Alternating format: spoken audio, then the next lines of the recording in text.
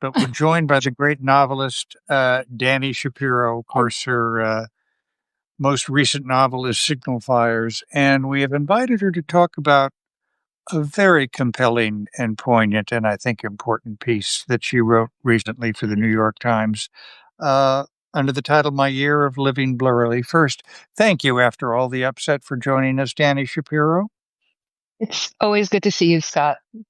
and help us understand what happened.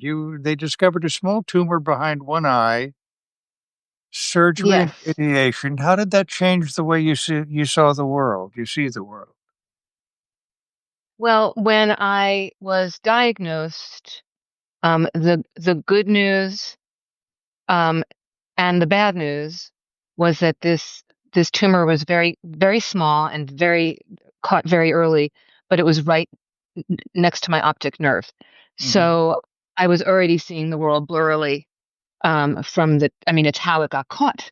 So in a way, that was a blessing. I couldn't I read for, I read all day long every day. And I was having trouble focusing on the page and I knew something was wrong and that really got my attention.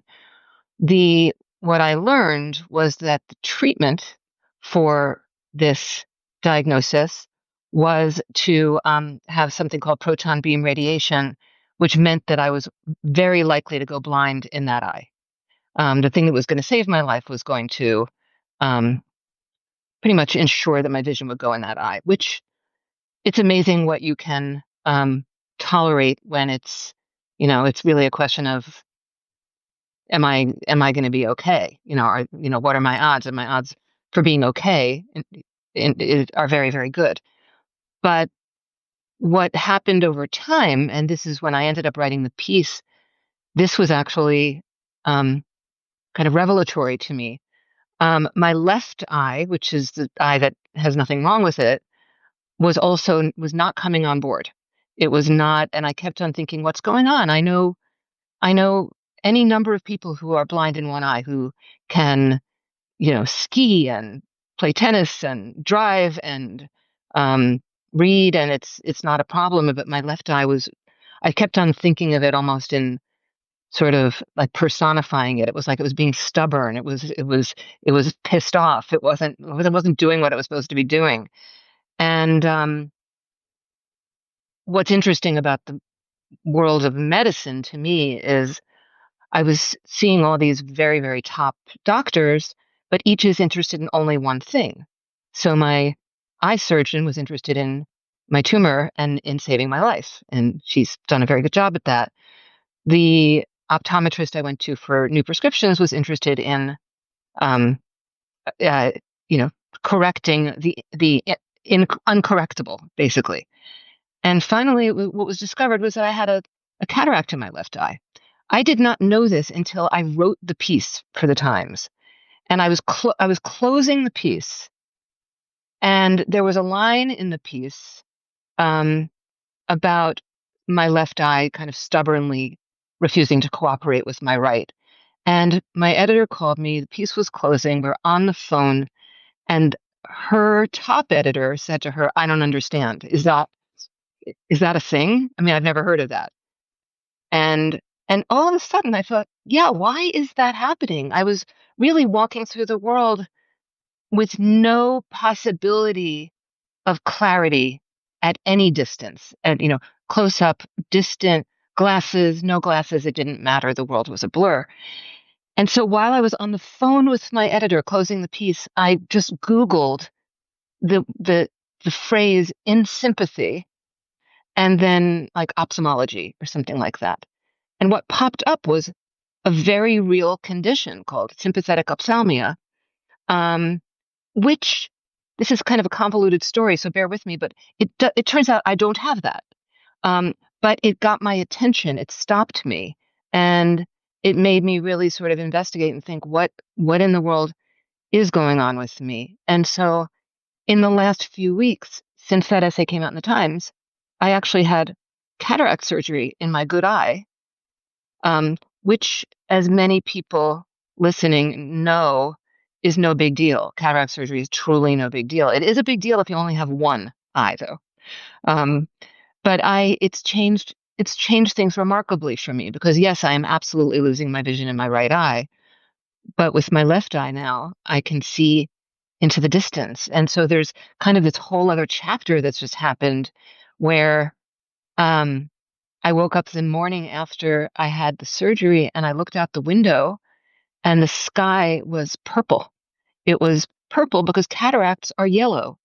So, when you're seeing the worlds through a cataract, you're actually seeing, and what also, because in the piece I wrote about um, being in London and looking at this Monet painting, Vase of Flowers. Monet's vase of flowers, right? Yeah. Yeah. And kind of the comfort that the Impressionists were bringing to me of feeling like, well, this is how I see. And, and I had been I mean, I have been investigating this ever since it happened to me and reading all sorts of poems and literature by poets and writers who have gone blind, who have lost a lot of sight. And there was this beautiful poem that meant a lot to me by the poet Liesl Mueller called Monet Refuses the Operation. And it was kind of taking a great deal of poetic license, of course, but it was written in Monet's voice. And he was refusing, ironically enough, a cataract operation because he preferred to see the world the way that he was seeing it, or at least that's how the poet imagined it. So I took a Can lot I, of, can I can I read a little bit from that poem yeah, as you yeah, shared in it? Um, this is, of course, Mueller's poem. I tell you, it has taken me all my life to arrive. This is, of course, as you mentioned, Monet's voice. I tell you, it has taken me all my life to arrive at the vision of gas lamps as angels, to soften and blur and finally banish the edges you regret I don't see. It yeah. is a beautiful poem, but Well, and then in the end, I learned that Monet, in fact, eh, many years after refusing the operation, had the operation, yeah. and he threw away a lot of the work that he did during what he referred to as his cataract period because he considered it poorly colored. So there's so many layers to this, but um, I was in that essay. I was trying to. I think it's a quality that I've always had that, like, I want to want what I have. Hmm. Right? I mean, I think it's kind of a definition of a certain kind of contentment to want what you have. Um, it's difficult to do that when life hands you something really, really tough to say, yeah, I want this. I did not want this. It was a shock and it was terrifying. But I was still looking, I guess, in thinking about, well, what does this teach me? What meaning can I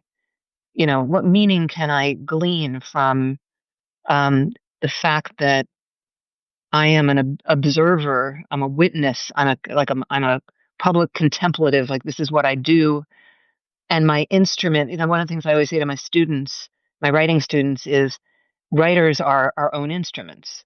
Other artists have different kinds of instruments. Violinists have violins, and painters have paint, and sculptors. I'm so jealous of my sculptor friends because they have like stuff, that is already speaking to them. The marble's already speaking, the wood's already speaking. Blank page doesn't speak. God knows. And so I was looking for, um, like just trying to like study and feel into what it meant to be, um, in late middle age and suddenly walking through the world feeling very impaired and vulnerable and a lot older all of a sudden than my chronological age. The feeling of, actually getting a preview of, um, what it is to walk through the world in a really vulnerable state. And I feel less vulnerable now because I can see into the distance. And it's making me realize just how vulnerable for the last 2 years I've been to not, I mean, in my essay, I write about being in London, with my Mhm. husband um, and, these just realizing how utterly dependent on him I was because it's not a city that I can walk through blindfolded and know where I am. This is breathtaking. Um, I have to ask you, what have you learned about the way we see? Mm.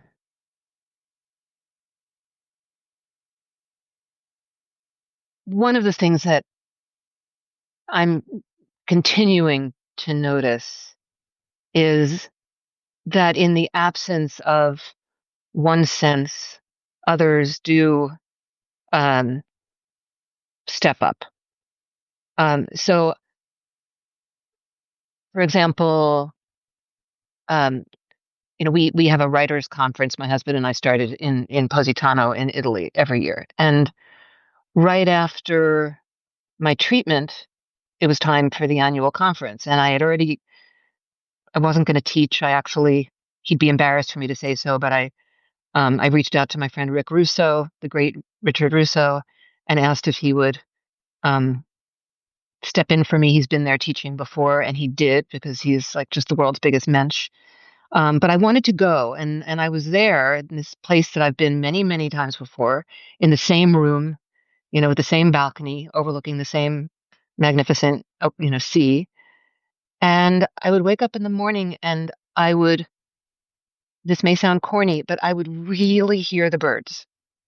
And then I wouldn't just hear the birds. I would think, I wonder what those birds are. And then I would go get my app and look up, the birds of Positano. Um, and it was, just moving slowly, um, seeing with different, seeing with different senses, but also sort of being more embodied because my vision was so compromised that I had to be very aware of every step.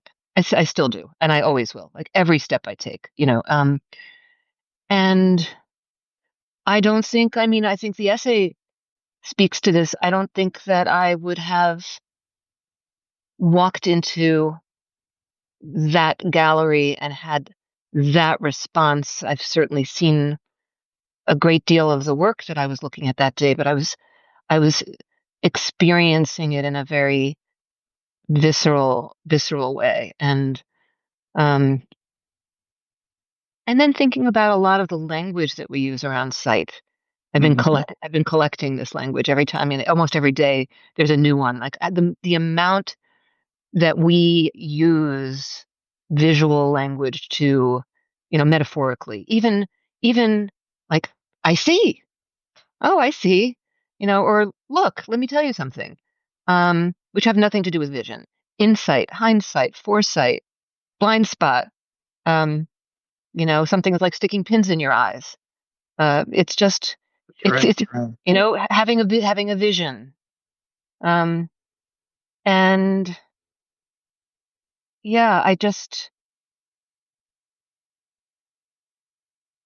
as is true of many things in life, I think until we're forced to think about something, we don't think about it. Um, I mean, I meditate every day, and there was a meditation that I was doing on repeat for a while. This is years ago by the great Thich Nhat Hanh, a recorded meditation on an app. Sounds like I use a lot of apps. I really don't. It's like case in point, Substack. I don't know. But um, in this Thich Nhat Hanh meditation, there's a kind of a gratitude practice, and there's a moment where he says um, he instructs to cover your eyes and to thank your eyes because without our eyes, happiness is not possible. And that came back to me because I remember years ago when I was listening to that meditation a lot, thinking, is that true? Is it true that happiness is not possible if you don't have vision? And I don't think it is. I think, I mean, I certainly think that there are many legally blind people out there who would be horrified by that notion. Um, but to actually um, contemplate this is just not something that, fully sighted, Dani walking through the world, was ever needing to consider. Yeah. Um, I knew a blind sportscaster years ago. Wow. Name, Wow. yeah, name was Bob Greenberg. Um, we worked a couple of desks over from each other. I mean, a remarkable talent. Let me absolutely put it that way. And he would use phrases like, I see, or, and I would grow very uncomfortable. I was kind of hypersensitive, and he would say that, it's a phrase.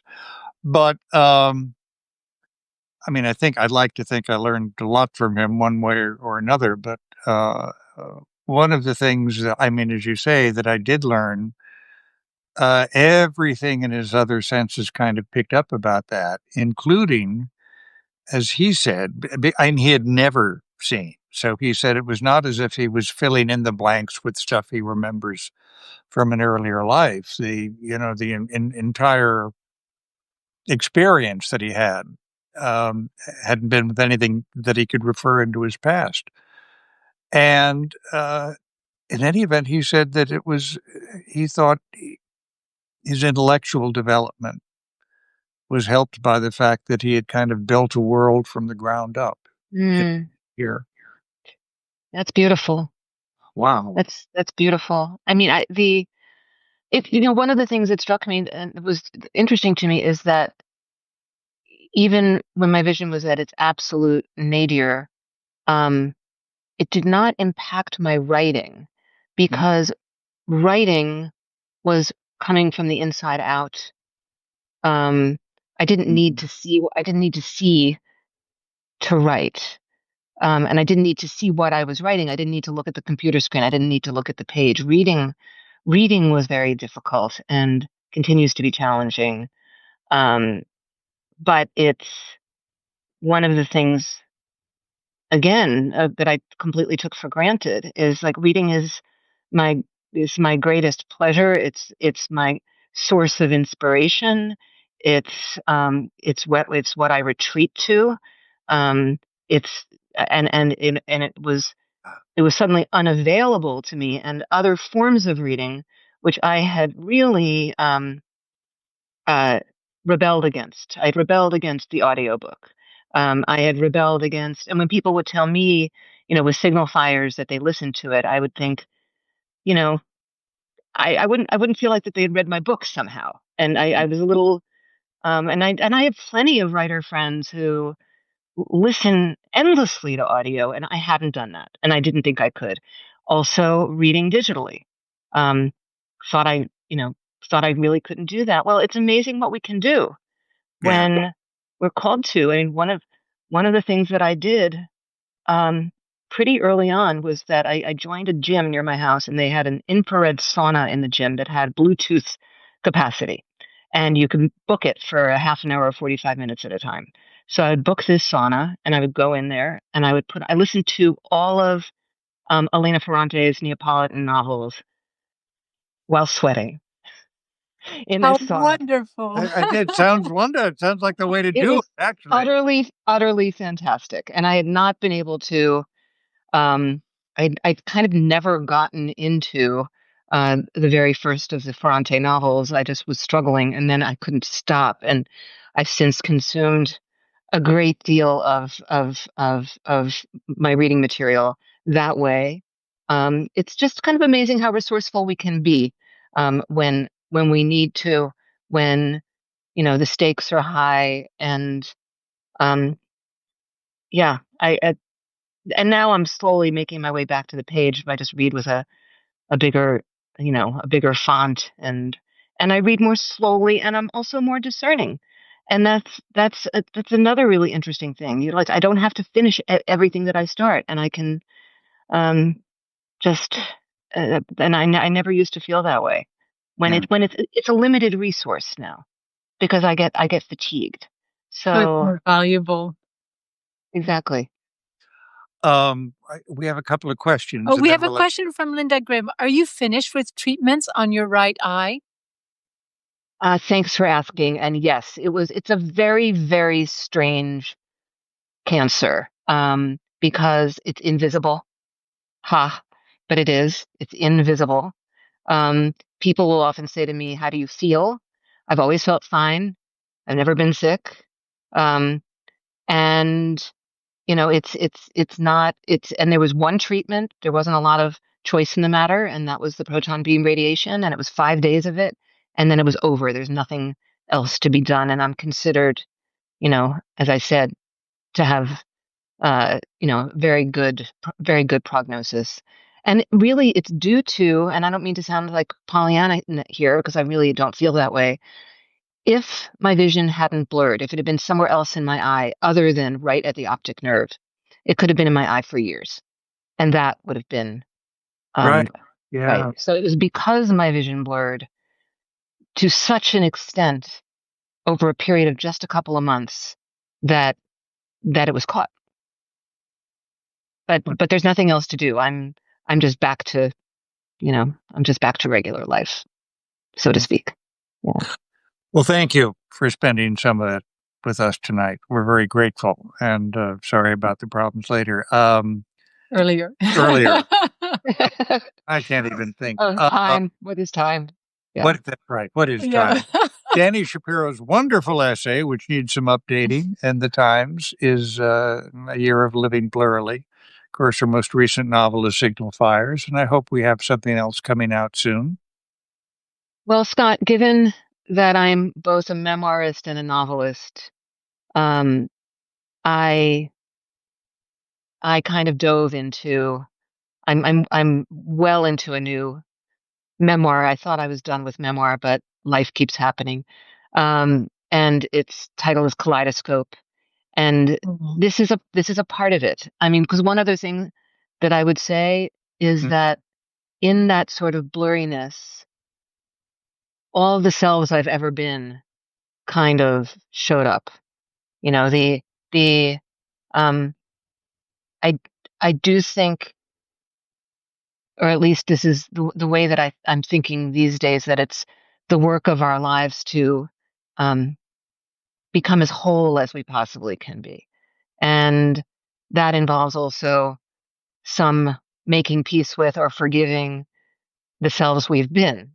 And, it's that great Didion line about staying on nodding acquaintance with, our former selves. I'm butchering it, but I wanted to be on more than nodding acquaintance. I really wanted to think about, um, there have been so many chapters and sort of in the blurriness, these other younger versions of me had things to say. And so, and writing deeper into the feeling of vulnerability that is, you don't have to have a cancer diagnosis to feel vulnerable. All you got to do is live in a human body and, and live through time. And I feel like, I mean, I'm 63 years old, and just about everyone I know who's around my age or older or a little younger is thinking about these things, is Yeah. thinking about vulnerability and fragility um, and relevance um, and how to age in a way that feels um, like not in some sort of like Instagrammy, like drink more green juice kind of way, in like a really real way. What is it to be undiminished in a world that is all about um, the new, the shiny, the fast, the speedy, and for me to have been forced to slow down, absolutely forced to, has actually been a great gift. Um, and so I'm writing about that. Oh, well, can't wait. So thank you. Dani Shapiro has been with us tonight. We want to thank everyone for joining us in our open book. Tomorrow night, we will have the promo for our show on Saturday. By the way, Mick Herron, who writes the Slow Horses Mysteries, is going to be our quite good British MI5 mysteries. Is going to be our guest, and we have a wonderful reported story on Russ and Daughters on the Lower East Side, which is a smoked salmon emporium, because they have a cookbook coming out, and it's great fun. You'll notice I get to try a little technique of salmon slicing, but I won't give anything away. Let's put it this way: it's not my next task. All right, but in any event, I learned a lot. So thanks very much for being with us tonight on our It was open. Dani, thank you. such a treat to be with you, Scott. Okay, thank you. Take care. Thanks, Bye. everyone. Bye bye.